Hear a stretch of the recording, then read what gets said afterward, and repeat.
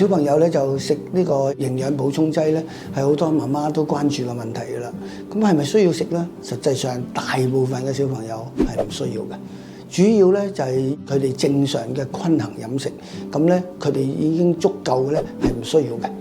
咁但係咧就有啲小朋友真係有需要嘅喎，例如點咧？早產 BB 啦。或者出嚟嗰陣時太輕磅啦，咁佢哋嘅營養未必足夠嘅。如果咧有啲媽媽可能係母乳餵哺嘅，咁母乳餵哺入邊咧維他命 D3啊、鐵質係比較少啲嘅，咁所以咧如果長期淨係單純嘅餵哺嘅時間太耐咧，都可能我哋都要考慮加落去嘅。咁如果有一啲小朋友有疾病嘅，咁譬如缺鐵性貧血，咁肯定我哋要補充鐵啦。或者有啲食得唔夠碘而有大頸泡，咁我哋又要俾翻佢啦。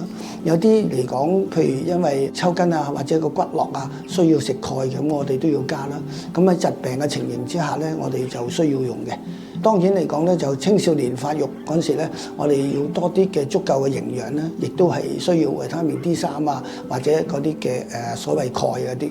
另外一樣嘢咧，如果係爸爸媽媽或者 BB 都係或者小朋友都係有素食嘅咧，咁我哋都要考慮佢哋需唔需要去加啲嘅營養劑。咁呢啲營養補充劑咧就係最重要咧，我哋要知道我哋需唔需要。咁咧，如果你個別嚟講咧，就真係要問翻你哋嘅主診嘅醫護人員嘅。譬如唔足月嘅小朋友咧，通常嚟講，醫生都會介紹你去食乜嘢嘅營養劑啊咁樣嘅。如果係即係話有病嘅缺鐵，咁佢哋就介紹你啦。如果你係地中海貧血咧，你食鐵質多咧，反而仲傷個心臟啊、肝臟啊、其他腎臟啊、皮膚同埋呢個胰島素嘅。咁咧呢個亦都唔係太理想嘅。水能載舟，亦能覆舟。如果你唔夠碘咧，食翻咧就幫個甲狀腺嘅。但係太多碘質咧，又令到佢甲狀腺發大嘅。譬如而家有一啲新嘅潮流咧，係中意食一啲我哋東南亞或者我哋嗰啲外國咧，就中意一沓沓嗰啲紫菜咧食落去咧，令到佢哋大頸泡嘅。食得多咧，佢哋都會有問題，所以咧都跟翻個醫生嘅指示。素食嘅亦都睇下邊一種嘅素食，有啲素食啊，有啲奶素食啊、蛋素食，個個都有啲唔同。咁我相信都要跟翻嘅。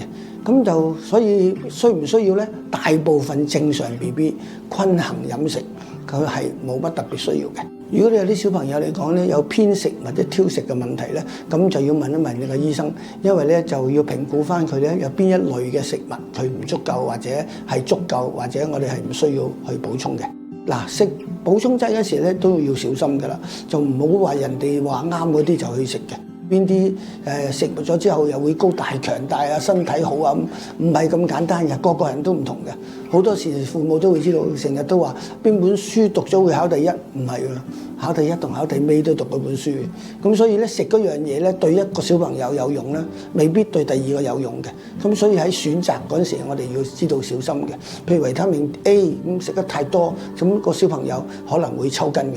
咁咧就係如果你維他命 D 食得太多咧，都個骨骼同埋牙齒或者咧嗰個嘅生石嘅機會咧，都可能會有影響嘅。咁所以一般嘅人係唔需要特別加食物補充劑，有需要嘅問翻你個醫護人員，對你個別嚟講去睇翻有冇需要嘅，唔好淨係信隔離啲朋友講，咁就即刻食補充劑，咁啊比較安全啲。